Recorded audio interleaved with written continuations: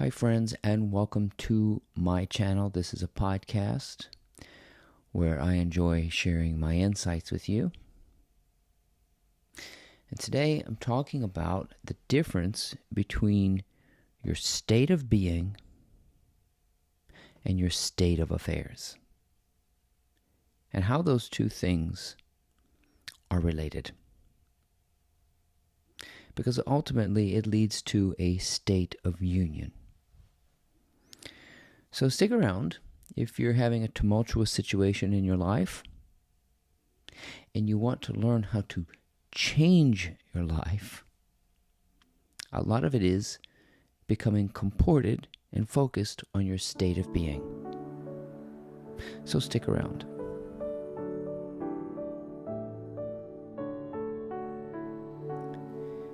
You might say that the practice of faith is a complete focus on the state of being. And your state of being is what manifestation is about. You are essentially learning how to become that person. You're becoming that person who is unaffected. Let's say you want to become rich. Manifestation is about becoming that person who is rich despite what the circumstances are telling you. Or you want to become peaceful. You're going to become that person who remains peaceful no matter what. So your state of being, this is the way you feel inside. Not anxious, not quick, not guilty, not judging, but open, free, and relaxed at all times. And faith, essentially, is the practice of that state of being. That's my take on it. And so we practice. We practice being in what I call the calm, submissive state, no matter what is going on. I don't care if your state of affairs is tumultuous. Now, the opposite of faith, which has often been called fear, is what you might see demonstrated in current politics. Retaliation, constant justification, snuffing out the enemy, trying to do something about the state of affairs, trying, struggling, anxiety, worry, reaction. That is the opposite of faith. And power is staring at the lion's den and being in the Garden of Eden. That's faith. Right there. And in that instance, you are not in lack. You are not in need. You are what's called unaffected. But you cannot do this by watching a video like this. So, do you like the idea? We like the idea of being unbothered, that things do not get under our skin, and we like the idea of remaining comported and poised. But like a ballet dancer, like a great dance with life, you have to learn how to not get knocked down. And so in the Tao, it's always talking about resilience, being very flexible like bamboo. You have your roots. You're grounded in faith. You're rooted in being. And so how do we begin practicing this? I'm trying to remember how I started. And I don't know how I got onto this, but I started with yellow lights. And I've talked about this before, but it bears repeating. When you see a yellow light, you will sense in your body, if you're driving and you're coming to an intersection and the light turns yellow, you will sense in your body, gun it. And that is the yellow light affecting your behavior. That is something out there that sort of randomly happened. So now I practice being non-reactionary when I see a yellow light. There's a part of me that wants to gun it, and I'm sure the people behind me want me to gun it, but I do not allow it. I stay the speed, and I judge it, and I'm able to say, oh, well, I'm going to slow down. I'm going to stop.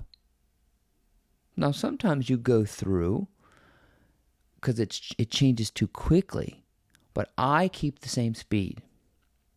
I don't change what I'm doing. I just have better, what you would call, judgment, better reaction time. I do not clamp down. And you'll see how much of the world is trying to get you to react. Advertisements, react to this, react to that, get that alarm system, put your money in this investment. So they're trying to sell you something based on fear. So the practice of faith would be to get to the point where you can be like Daniel in the Old Testament. He went into the lion's den and most likely was such a non-threatening presence that the lions didn't even notice him, if that was a true story. But that's the idea, that you want to be a peaceful presence despite your circumstances. So that somebody talking to you, the words don't grab you. Now, this is not about seething either or repression. It is about hearing the word no, seeing situations on social media that might have otherwise upset you. The issue that we have is that people's state of being and their state of affairs are connected. Insomuch that the state of being is pulling you into it. Another thing, your state of being and your state of affairs has a space that grows as you begin with the little things.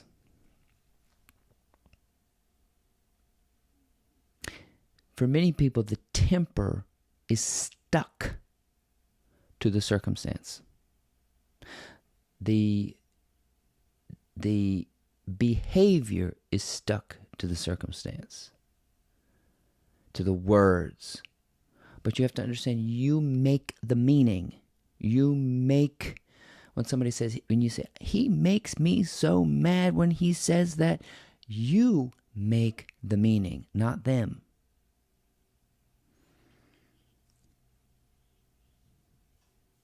See, words point to things other than themselves.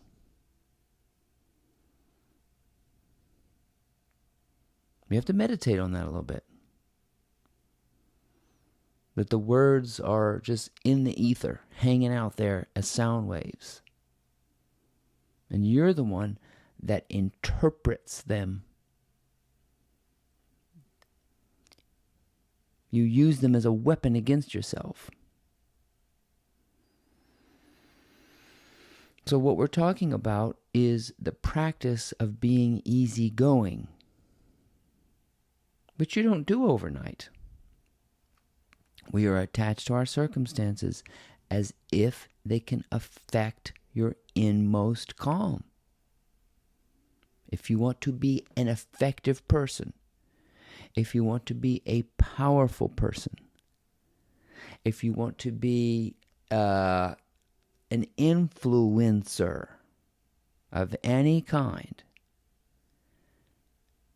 the practice of peace is of utmost importance. And you practice that peace. Some people, which is so interesting, they can't even practice peace with themselves. They cannot practice being in their own presence. You know why? They are afraid of their own presence. I was speaking to someone about this the other day. He tries to sit and meditate. And while I understand, he feels like, I got to get going. I can't sit here. This is wasting my time. So this practice of peace begins in what I call the epicenter. When you're alone, many people are disturbed. And they have a tumultuous state of being even when they are alone. So how can you expect to maintain comportment and composure and poise? These are all dance terms because you're dancing with life in a very interesting rhythm.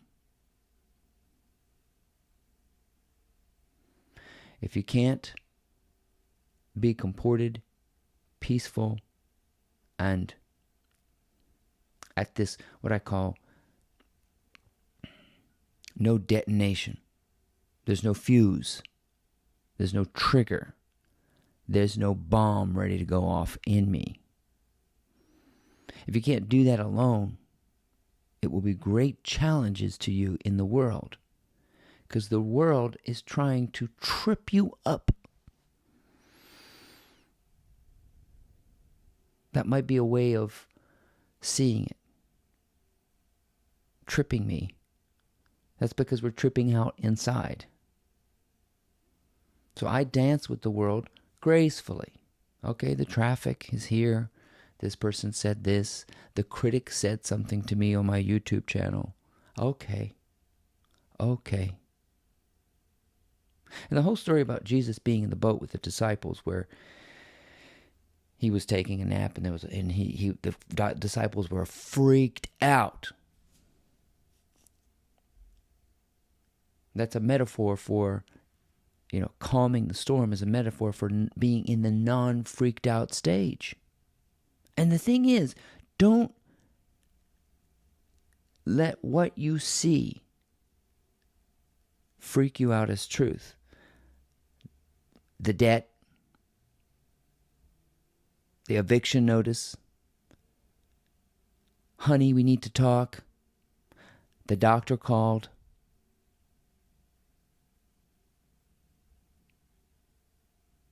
your pet's at the vet, not sure she's going to make it. The only thing that I think really affects us is death. Grief, you cannot help. Grief is a natural response to death, and you cannot hold that back. Even Jesus wept. Which is so weird, because his best friend died, and he cried, and then he brought his friend back to life. That's so weird. I don't understand that story. Why did he cry if he knew that he could just go and wake up Lazarus? I can't make any sense out of that, but grief is a relief. It is a response, but it's quick. Actually, that's the shortest verse in the Bible. It says Jesus wept. It didn't say he carried on and wailed and made a big scene. Grief is a very quick period of relief. Other than that, I do not see the outside shaking my inmost calm anymore. And that is a practice of something called faith.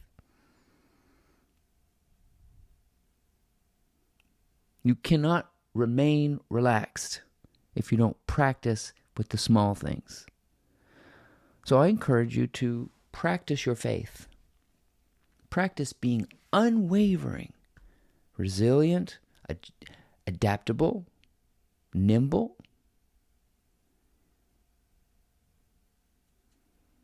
That's your state of being, and that is the most important and precious thing, non-thing to you. Faith is also about knowing what you desire and knowing it so intimately that you become that person who. If you're rich, you want to be rich, you must become that person who is rich, despite what your bank account looks like, despite what your situation looks like. I know I want to be rich, okay? Then we're going to be that person who's rich. So we're going to embody the state of being a rich person. They don't worry about anything. They don't worry about money. Real rich people don't worry about money. Some people in this world with lots and lots of money worry about money. That's not rich to me. You want to be free from the worry of money. Become that person who is rich. You see, there's a difference between having money and being rich. I'm talking about the state of being. That's just one example of the state of being is unaffected by the state of affairs, because the state of being is what affects the state of affairs. If you want to be an effective person, you must practice this comportment in this peace, in this calm. That doesn't mean you won't laugh when somebody makes a joke, or you won't get excited when something surprising happens. But you'll always have that inmost calm no matter what. You're committed to that. And I want you to commit to that. And practice with me in the small things. Let's practice together. When somebody tries to pull you in, listen to what they have to say, even if they tell you no. We don't want to hear no, do we? You don't want to hear that your spouse has been cheating on you. You don't want to hear that your doctor is concerned about your health. You don't want to hear that your apartment building has been sold and they're raising the rent. You don't want to hear these things. See if you can take it in neutrally and assimilate and keep your spaciousness. That's faith. No storm can shake my inmost calm. And that's what we commit ourselves to. And we bring that around with us in the world. I like to think of myself as a space, an empty space, and I bring it around with me in the world. I try to walk without thinking. I try to eat without doing anything else but eat. That's the practice of faith, being there for yourself, being with your presence and not being afraid of your presence or the presence of anybody else or what they say. You don't creep around. You move slowly. You're aware. And your state of being is separate from your state of affairs. And that ultimately leads to the state of union. No questions. No concerns, no ominous looming paranoia. So put that on your bathroom mirror. My state of being is unaffected by my state of affairs. My name is Ryan Hebert. I hope that you enjoyed these insights. Please check out my blog if you have a moment. It's called mymorningmotivator.com.